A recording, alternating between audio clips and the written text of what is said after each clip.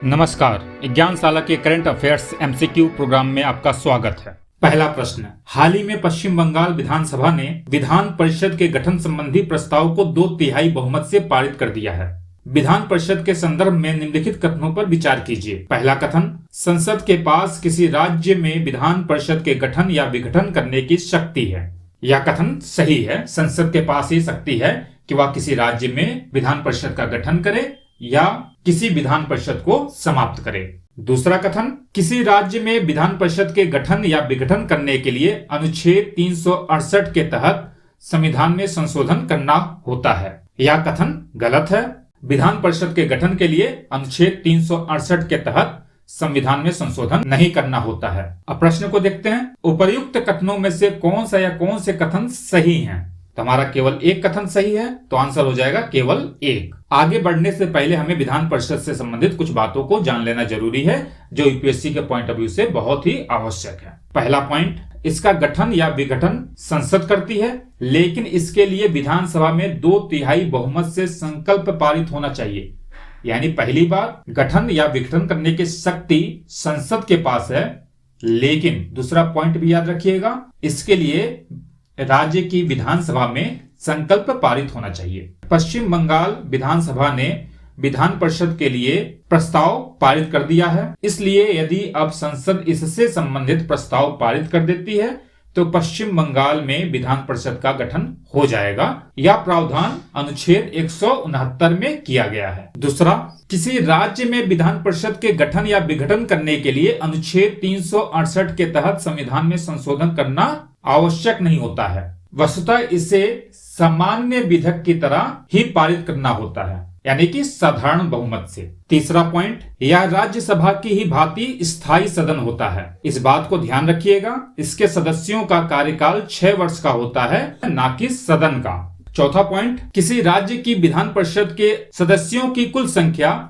उस राज्य की विधानसभा के सदस्यों की कुल संख्या के 1/3 से अधिक नहीं होनी चाहिए। यानी अगर विधानसभा की सदस्य संख्या 300 है तो विधान परिषद की सदस्य संख्या मैक्सिमम 100 हो सकती है और 40 से कम नहीं होनी चाहिए। यह अनुच्छेद 171(1) में लिखा हुआ है। पांचवा पॉइंट, इसके सदस्यों का चुनाव अप्रत्यक्ष तरीके से किया जाता है, जिनमें से 1/3 सदस्यों का चयन स्थानीय निकायों से बने निर्वाचक मंडल द्वारा किया जाता है और 1/3 सदस्यों का चयन विधानसभा के सदस्यों द्वारा किया जाता है। 1/12 सदस्यों का चयन राज्य के स्नातक करते हैं, जो ग्रेजुएट होते हैं वो करते हैं, और 1/12 सदस्यों का चयन शिक्षक करते हैं। लेकिन इस बात का ध्यान रखिएगा, प्राइमरी और माध्यमिक शिक्षक नहीं करते हैं, इससे ऊपर के क्लास को पढ़ाने वाले शिक्षक करते हैं।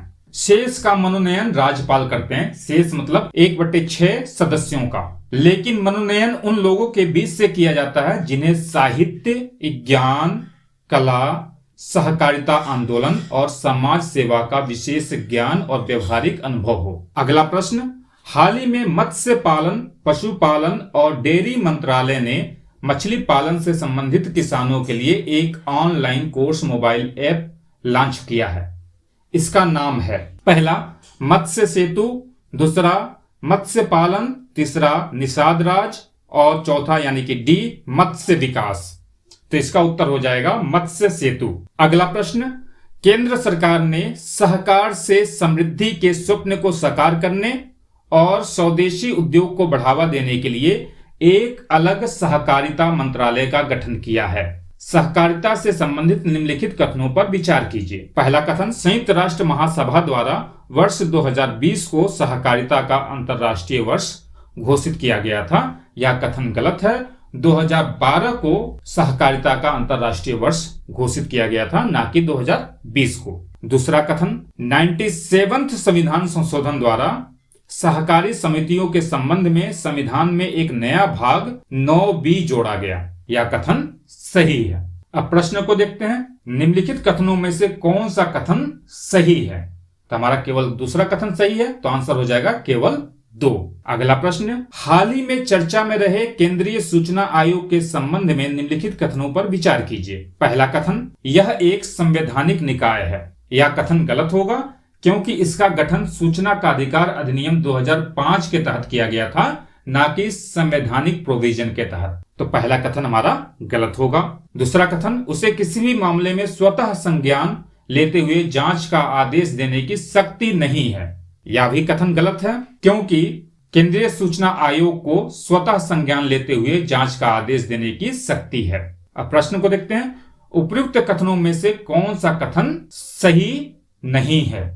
यहां ध्यान दीजिएगा, पूछ रहा नहीं है, तो हमारा 1 भी नहीं है और 2 भी नहीं है, तो हमारा उत्तर हो जाएगा 1 और 2 दोनों। अगला प्रश्न, भारतीय खेल जगत के जाने माने सितारे केशव दत्त अब हमारे बीच नहीं रहे। केशव दत्त का संबंध किस खेल से था? पहला विकल्प क्रिकेट, दूसरा विकल्प फुटबॉल, तीसरा यानी कि सी टेनिस और चौथा यानी कि डी हॉकी। तो इसका उत्तर हो जाएगा हॉकी। केशव दत्त हॉकी के जाने माने खिलाड़ी थे। वह 1948 और 1952 में ओलंपिक स्वर्ण पदक जीतने वाली भारतीय टीमों का हिस्सा थे।